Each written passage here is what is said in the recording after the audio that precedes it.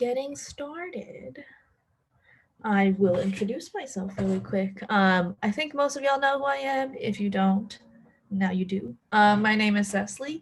My pronouns are she, they, and I'm the director of chapter programs on the MSP leadership team. I just graduated from SDSU this past December. My major was international studies, and I also used to be the president at the SDSU chapter.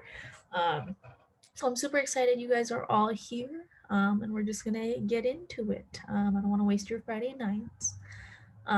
So the agenda for tonight, what are we talking about? We're gonna have 6 general sections. The first thing we're gonna be talking about is the problem. And so like, what is homelessness in women? Why does this matter? The second thing we're going to be talking about is the specific challenges that women experiencing homelessness face. It's only going to be some of them, not all of them. We only have an hour. I can possibly go over all of them, but I will try my best. The third section is reasons. So why do the challenges exist? Again, it's only some of the reasons why these challenges exist, and I cannot possibly cover everything. The fourth section, we're going to get in detail. We're going to talk about trans women because they do experience challenges that are unique to their experience. Next, we're going to be talking about COVID because COVID infiltrated all of our lives, including women who are going through homelessness. And then finally, we're going to have some time at the end, if I don't talk too much, for open forum. And that'll be a space for y'all to say whatever you want, say whatever's on your mind. But yes, let's get into it. Again, I just wanted to reiterate that this workshop does not go over all of the challenges and barriers that women experiencing homelessness face. It does not go over all of the experiences that exist for women experiencing homelessness, but everything we discussed today is something that many women experience in addition to challenges of homelessness in general that exist. And this is the very, very tip of the iceberg. And I encourage everybody, if they're interested and have, the capacity to do so, to learn and do more research after this because it is a very important topic.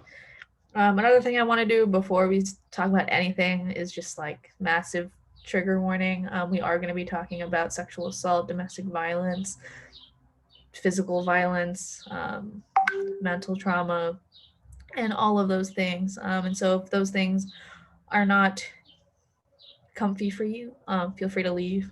And I will try my best. But I cannot guarantee. But I will try my best to give you all more warnings before we get into those topics specifically. But they are all over this presentation. So I cannot guarantee that I will remember all of the slides where they are. But I will try my best. Okay, getting into our first section, the problem. Just a quick overview of why this is a problem.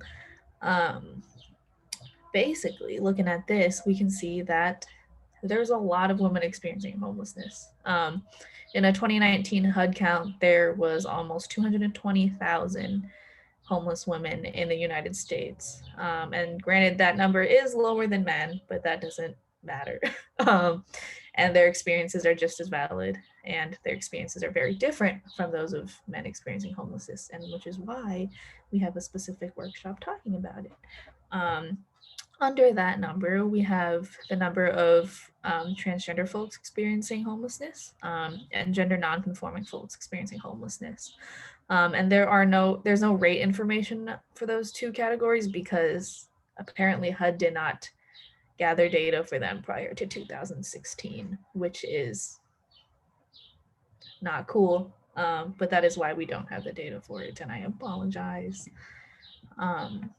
Looking at this really pretty map, we can see the rate of homelessness among women per 10,000 people by state. And so the darker the state is, the higher the rate of homelessness.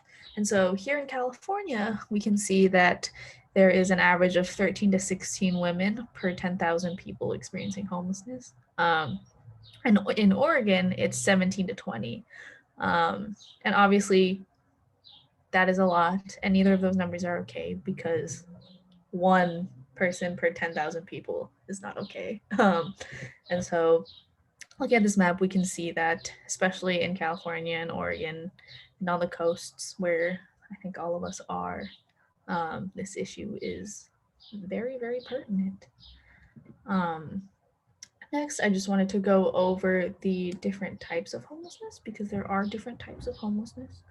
The first one is episodic homelessness, and this refers to people who fluctuate in and out of homelessness. And in the instance of talking about women, recurring trauma like assault or domestic violence are often the cause for episodic homelessness in women. The next type of homelessness is chronic homelessness. And I think this is the one that we hear the most about. And it refers to people who have gone without housing for an extended period of time. And that usually means at least a year. The third type is transitional/temporary homelessness. And this refers to people who are homeless as a result of some sort of crisis or displacement, like an eviction or a natural disaster. And I know the spectrum between eviction and natural disaster is huge. And so transitional homelessness is the most prevalent and common type of homelessness that we see. The next type and the last type is rural homelessness, and this refers to those experiencing homelessness in rural areas. This is because limited resources are allocated to rural shelters and inadequate access to transportation makes it difficult for them to access shelters that exist outside of their rural area. And so those are the four main types of homelessness. Looking at this other pretty chart, we can see it going all the way down. I put in a red box that when we look at women experiencing homelessness, a majority of them are experiencing homelessness in emergency shelters. And if you think about why this is, it makes sense because the leading cause of homelessness in women is domestic violence, emergency shelters. Those two make sense. Doesn't mean it's okay. It's very not okay, but it adds up. More of the problem that women and girls experiencing homelessness face, while lower than men, while they experience it at a rate lower than men, their experiences are very different. Unlike men, women and girls' vulnerability to a homeless situation and housing insecurity is highly associated with factors related to domestic violence, child marriage, lack of access to high-wage occupations, jobs, human trafficking, and a lack of access to childcare. Women experiencing homelessness are also particularly vulnerable to victimization, sexual assault, and physical violence, among other things. So that was a lot of things that I just said. That's what we're here to talk about, and we're going to get a little more in depth right now. And so moving on to this next section, we're going to be talking about the unique challenges that women experiencing homelessness face. And again, this is just some of them. There's so many out there that I couldn't possibly cover all of them, but these are the ones that I thought I should cover. Right now, trigger warning, we are going to be talking about pretty heavy stuff regarding domestic violence, sexual assault, sexual harassment, and all of those not nice things. So feel free to leave, feel free to do whatever you need to do if that is not your cup of tea. Okay, so I've talked a lot just now, so I'm gonna ask y'all a question. Feel free to unmute yourself, feel free to use the chat. But can anyone come up with potential challenges that women experiencing homelessness might face? Anybody? The floor is yours. I have one. Maybe for like women with children, it's kind of hard to find like housing for them on top of being able to support their children in that process as well. Yeah, of course. That is one of the main challenges that women experiencing homelessness face is childcare. And a lot of shelters just don't have space. Does anybody else have anything? Oh, I see. There's things in the chat. Let me open it. Access to birth control, access to period products. Yes, the menstrual cycle is something that is a challenge for not just women experiencing homelessness, but just women in general. And so it's kind of obvious that when experiencing homelessness, these inequalities present themselves much harder. Cool. If anybody else has anything they would like to share, feel free to interrupt me and drop it in the chat whenever you feel like it. But moving on, the first one is violent pasts. And when we talk about violent pasts, this can be domestic violence, sexual assault, domestic abuse, and emotional abuse, financial abuse, all of those things. And so looking at this slide, we can see that a quarter of women state that domestic abuse is a quarter of women experiencing homelessness state that domestic abuse is the immediate cause of their homelessness. 46% of women experiencing homelessness reported that they had previously stayed in an abusive relationship because they had nowhere else to go. 28% of housing providers either flatly refuse to rent to a domestic violence victim or fail to follow up as promised. And that speaks to inaccessible housing. A 2003 survey of homeless mothers found that a quarter of them had been physically abused in the last year. And many victims of domestic violence experience financial control by their partners or spouses, and that leaves them with little money to leave that spouse, which is an easy way to end up in a homeless situation when you don't have control of your own finances. A lot of women also fear that their abusers will find them if they stay at friends or families or even at shelters, and that is a very valid fear. Yeah. Next to violent pasts, we have sexual assault. The levels of victimization that women endure before, during, and after episodes of homelessness remain very high, often happening in multiple settings from multiple perpetrators. And basically what that means is that a lot of women who experience homelessness and sexual assault aren't being assaulted by the same person multiple times. They're being assaulted by multiple people multiple times in different places. 13% of a sample of women experiencing homelessness reported having been raped in the past 12 months, and half of these women were raped at least twice. Half of all homeless women and children reported experiencing physical violence, and 92% of homeless mothers reported experiencing physical or sexual assault. And all of these things are obviously very hard to talk about. They're very not okay, but they are reality for a lot of people experiencing homelessness, and a lot of the people that Mustard Seed Project work with, and it's important to talk about it even though it's not fun. Getting a little more in detail about sexual assault. At general shelters for women, staff are rarely trained to detect and respond to trauma or sexual violence. Battered women's shelters rarely offer beds to women who fear violence from people who aren't traditional partners, leaving women no choice but to return to dangerous places to sleep where they risk re-victimization. And what they mean by traditional partners is, a straight relationship with a cisgender person. And then rape crisis counselors are often unequipped to deal with multiple challenges brought on by homelessness. And so all of these bullet points, all three of them, speak to the lack of resources available to women experiencing homelessness and experiencing sexual assault on top of that. And I personally don't fault any of the shelters or the staff members or the counselors. It is the responsibility, in my opinion, of the system to train these people who are supposed to help them. It is not their responsibility to just know these things themselves. But yes, the lack of resources at shelters and counseling exists, and it is also an unfortunate consequence. Next, we have pregnancy.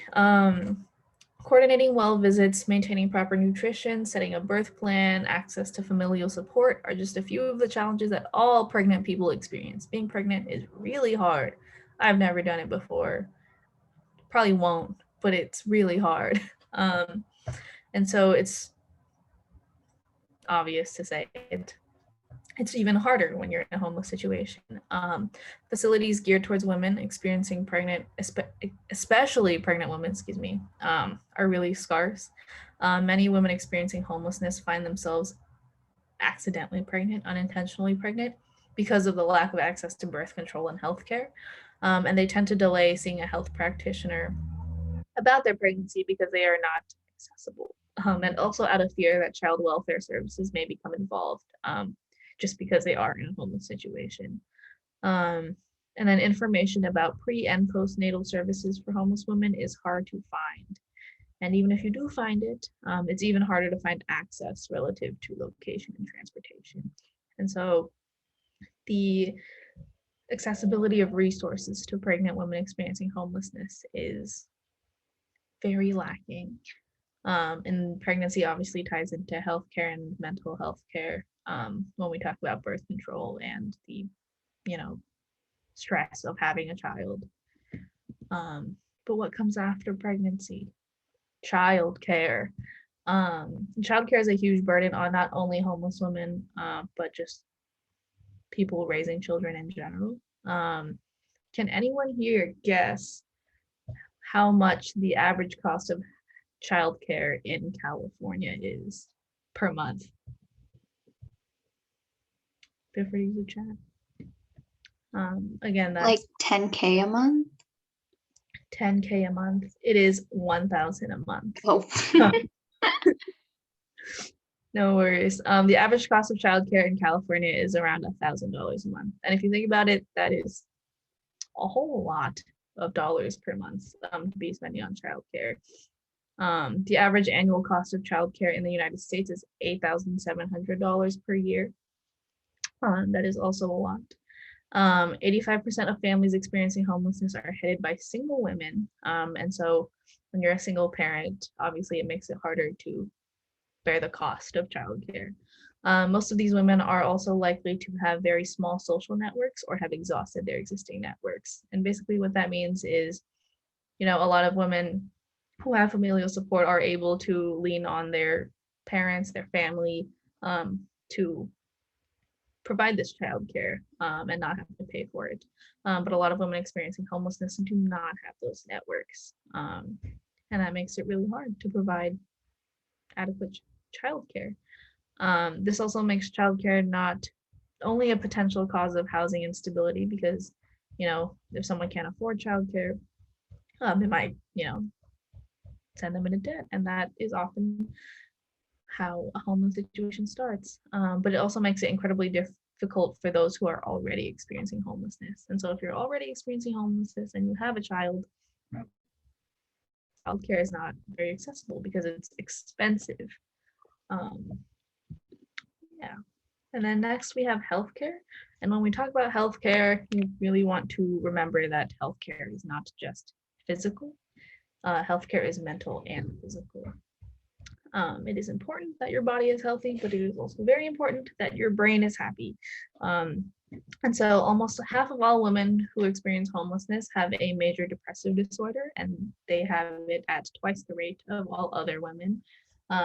Women are way more likely than men to experience trauma, assault, and PTSD when they do not have stable housing, and that's mostly because of the disproportionate rate of assault and domestic violence that they experience. The average woman spends up to $300 a year on menstrual products. In addition to this, the cost of things like birth control and pain medication can accumulate into thousands of dollars over time. And so if you're in a homeless situation, you don't have thousands of dollars or $300 a year, having a menstrual cycle and needing birth control and pain medication becomes inaccessible. And those things are necessities. In a 2018 PIT count, and PIT is point in time count, that's how they count homelessness every year. It's a very sketchy process, and it's notoriously undercounted every year. So whenever you see any numbers coming from a PIT count, just assume that the number is actually way higher. But in 2018, 10,000 people reported having HIV/AIDS. People experiencing homelessness reported having HIV/AIDS. And this is because a disproportionate number of those experiencing homelessness have a substance use disorder. And having a substance use disorder makes it more likely that you will contract HIV/AIDS. And once you have HIV/AIDS and you are in a homeless situation, the conditions that a lot of people are living in put them at higher risk for other diseases that can target the weakened immune system that comes with HIV. And then this can in turn result in even more life-threatening outcomes. Next, we have sex work. A lot of people experiencing homelessness turn to sex work as a means of survival and getting necessities. It's known as survival sex, and it includes the exchange of sex for money, as well as food, clothing, shelter, or a place to stay. And it's most commonly seen in young women experiencing homelessness, but it also affects men, women, and transgendered individuals of all age groups. But it is particularly common in young women experiencing homelessness. Alrighty, section 3. Why do all of those problems I just talked about exist? There's got to be a reason why things are so terrible, right? So, well, like I said earlier, domestic violence is the main cause of homelessness for women. And this is because when a victim decides to leave a violent relationship, it often means leaving their family home. And leaving your family home means that your options are usually limited. Like I mentioned earlier, abusive partners might control finances, and their capacity to work also may have been diminished by the abuse, whether that be physically, mentally, anything in between. And if they have children, obviously those children need a safe place to be too. And so that poses another challenge. Excuse me. Continuing that, domestic violence was the most common reason women gave for their homelessness in a study in 2007. And in a study in 2005, they found that 1 in 4 homeless women became homeless after experiencing violence at home. In 2012, 28% of cities cited domestic violence as the leading cause of homelessness among families with children. And most families with children experiencing homelessness are headed by single moms, unfortunately. A next factor that has a huge role in why those challenges exist is socioeconomics. Poor women and single mothers are at particularly high risk for domestic violence. Women from socioeconomically disadvantaged backgrounds are twice as likely to experience domestic violence and are way more likely to be repeatedly abused or to experience severe violence than their more advantaged counterparts. And when we talk about advantage and disadvantage, it's privilege. Single women's children are 13 times more likely to experience domestic violence than married women with children, and 7 times more likely than single women without children. And so single women with children are the most vulnerable when it comes to domestic violence and homelessness. In a study in 2001, they found that 70% of tenants facing eviction in Philadelphia were women of color. 70%.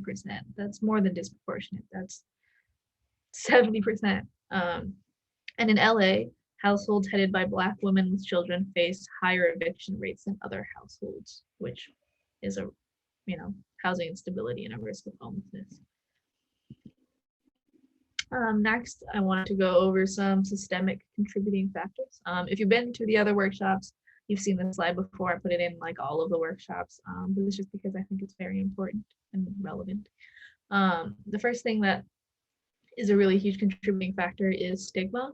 Stigma against individuals experiencing homelessness in general, not just women, prevent them from accessing crucial resources and opportunities. Next, we have systemic racial injustice. Racial minorities experience homelessness at disproportionate rates. Black people make up 13% of the US population, 21% of the poverty population, and 40% of the homeless population. The next one is barriers to access. While resources to support individuals experiencing homelessness exist, these resources are often near impossible to access. A lack of affordable housing, a lack of physical housing units, rising rent, income inequality, and many other factors play into lack of affordable housing. The next one is low wages. The current federal minimum wage is $7.25. That is not a living wage anywhere, I don't think, especially not here in California.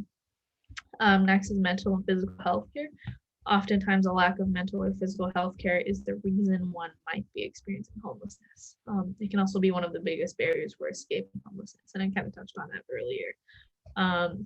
We did have workshops on race and homelessness and barriers to access. If those are things that you'd like to learn more about, they're recorded and on the YouTube channel if you are interested. But these are, again, not all of the factors that contribute to, systemic injustice in homeless populations, but there are a few of them. Cool. Section 4, we're getting through it. Next, we're going to talk about trans women and some of the unique challenges that trans women experiencing homelessness face. Again, I say this a lot, but again, not all of them, just the ones I could fit in an hour. Again, I mentioned this earlier, but there is no official HUD data for gender nonconforming individuals and transgender folks prior to 2016, which is ridiculous. 2016, that was like 5 years ago, and there was no data prior to that. Okay, some of the barriers that transgender women experience when they're in homeless situations. Many homeless services and advocacy organizations have no trans women of color in leadership positions or even as staff.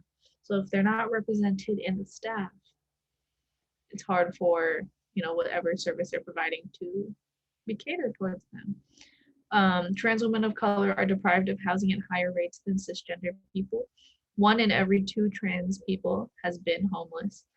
Yet trans experiences and needs are routinely marginalized or excluded from the discussion of homelessness policy, and trans-led organizations are rarely consulted about issues related to housing. And basically what that means is that whenever there's like a policy about homelessness that comes up, the policymakers don't talk about the way that transgender women or trans folks fit into that policy. And trans-led organizations are rarely brought into the conversation. And so that is an issue of representation. Next, we have discrimination, legal barriers related to past incarceration and immigration status, and a lack of formal education disproportionately push transgender women into dangerous informal economy work. And I'll get a little more into that in a second. I found this really cool study in San Francisco. The link's at the end of like the very last slide of this if anyone's interested. But it was really comprehensive and it found out a lot of interesting things. I wanted to share some of them. And so nationally, a majority of transgender women of color are deprived of safe, stable housing at some point in their lives. And 70%, 70 again, that's a huge number, 70% of transgender people using shelters report discrimination or violence by shelter staff.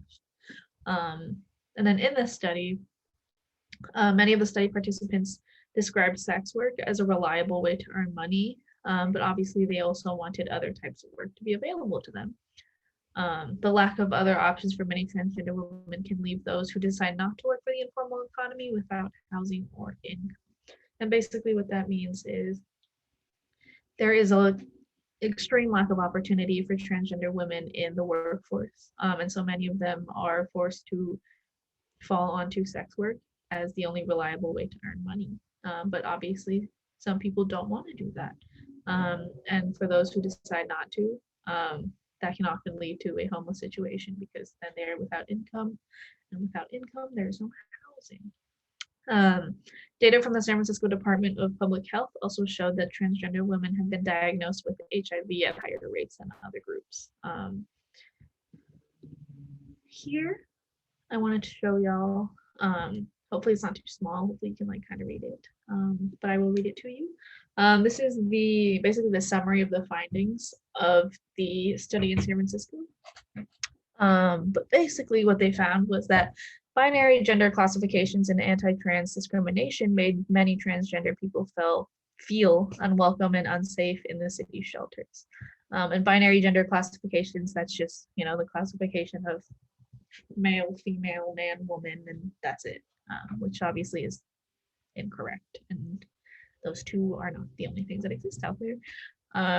Most transgendered participants reported experiencing transphobic harassment in shelters. The primary reason for transgender study participants' departure from shelters, departure meaning they were already in a shelter, was to escape mistreatment, and that's 39% of them. 39% of transgender study participants were in a shelter and left because they were mistreated. In addition, 36% left because they timed out, and 16% were kicked out. Transgender people stated a need for gender-affirming mental health and substance use care. In shelters, the binary gender classification and a lot of anti-trans discrimination made a lot of the study participants feel unsafe and unwelcome, which exacerbates mental health issues and substance use issues, and makes access to treatment facilities that are welcoming more challenging. The criminalization threatened mental health and physical safety. Due to racialized gender profiling and disproportionate criminalization of survival and earning strategies, basically the criminalization of being in a homeless situation, transgender participants' daily lives were often shaped by law enforcement. 45% of people in the survey currently homeless reported having experienced violence perpetrated by police officers. 30% of them. And 33% of trans Latinx participants experienced police violence, including in their countries of origins. For many, mental health challenges stem from past and ongoing exposures to violence.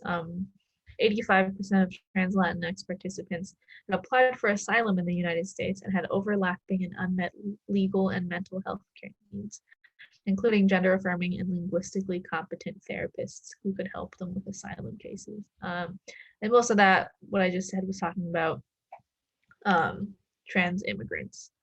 Overlapping mental health and substance use care needs resulted from gender-specific trauma. For transgender participants, mental health issues were often rooted in ongoing exposure to gendered and sexual violence resulting from housing deprivation and the labor market included. What that means is basically the longer you're exposed to gendered and sexual violence, binary gender classifications, anti-trans discrimination, the worse mental health issues can get and the worse substance use issues can get, because you're just constantly being exposed to these not so nice things. And the accessibility of support is very lacking.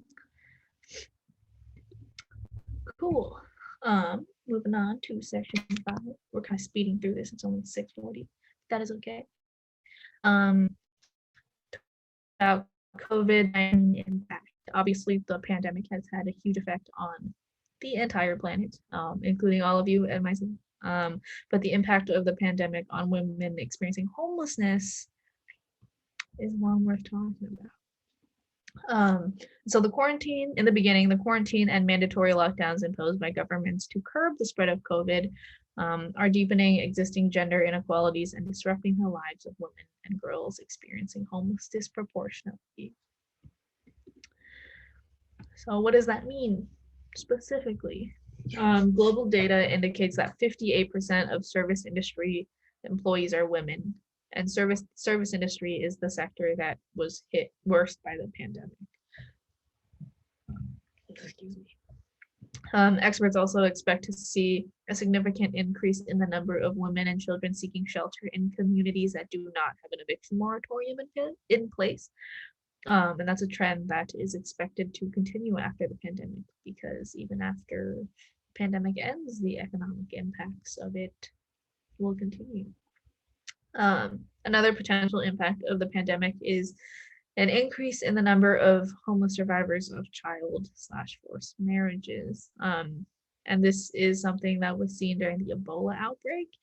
And this is global research, so around the world, but basically why people are expecting to see an increase in the number of child and or forced marriages is because a lot of people are in very bad financial situations. And in some instances, you can force your child to marry for money. And that is not cool. It is very not okay. But it is something that some families have had to resort to as an impact of the pandemic. And we do expect to see this increase in the number of homeless survivors of those marriages soon. This did happen during the Ebola outbreak, like I said earlier. The pandemic has also exposed the terrible shortcomings in programs created to support and protect survivors of domestic violence. For some shelter residents, COVID has meant going back to their abusers and facing greater risk of violence or death. And so because COVID happened, a lot of shelters had to reduce capacity, had to close, had to cut down on services and stuff like that. And so it meant a lot of people had to go somewhere else. And for a lot of people, that somewhere else was going back to their abusers, their family homes, their spouses, which put them at great risk of violence. There's also been a soaring demand in domestic violence services since the beginning of the outbreak. Victims' rights advocates attribute the upsurge in the number of domestic violence cases to the intersection of mandatory lockdowns, disconnection from social support systems, and extreme financial stress. And obviously, those are not excuses for domestic violence, but they are allegedly reasons why the numbers of domestic violence cases has skyrocketed. Here, I just have a little pamphlet that I found from the UN that I thought was really interesting. It shows the violence against women and girls during COVID. I think this was made like mid last year, so it's not super updated. But globally, 243 million women and girls aged 15 to 49 had been subjected to sexual and or physical violence perpetrated by an intimate partner in the last 12 months. And because of the COVID, that number was likely to increase and is still likely to increase as security, health, and money worries heighten tensions and strains and are accentuated by cramped and confined living conditions. And so security, health, finances, and quarantining in a small space with a lot of people makes people stressed. And sometimes that leads to violence. I'm not going to read this whole pamphlet, but if you guys want to read it on your own time, I can send it to you. But yeah, that is pretty much it for today's workshop. I know there was not as much discussion as there usually is. I couldn't really figure out how to fit discussion questions into such heavy topics. So I apologize for that. But that does mean we now have 15 minutes to talk about whatever we want. If anybody has any thoughts, questions, comments, concerns, criticisms, the floor is yours. One thing that I didn't really think about before was we're all women are scared of, and take precautions to go out on walks and on runs as we should, but I didn't even think about how it is for homeless women, and they don't even have the needs to protect themselves, and that just shows how bad of situations they can be in. I don't know, I never thought about it, so it just kind of it was eye-opening. Yeah, it's very unfortunate that people have to go through things like that, and I completely agree. I go outside at night for 10 minutes and I'm sweating because I'm scared, and there's women out there that have to live out there, right? And so that is an extremely terrifying thought, and very sad reality that a lot of people experience. Anyone else have anything they would like to share?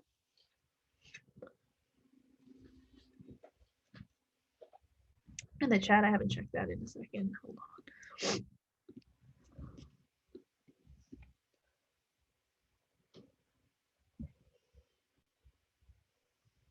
Nothing there.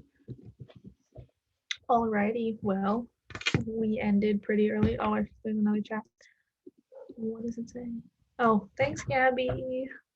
Gabby is our president at UO, and she's wonderful. Thank you, Sharia, our vice president at UCSB, also a wonderful person. But yes, we are done early. Enjoy your Friday nights. If you want to talk to me for some reason, here's my info.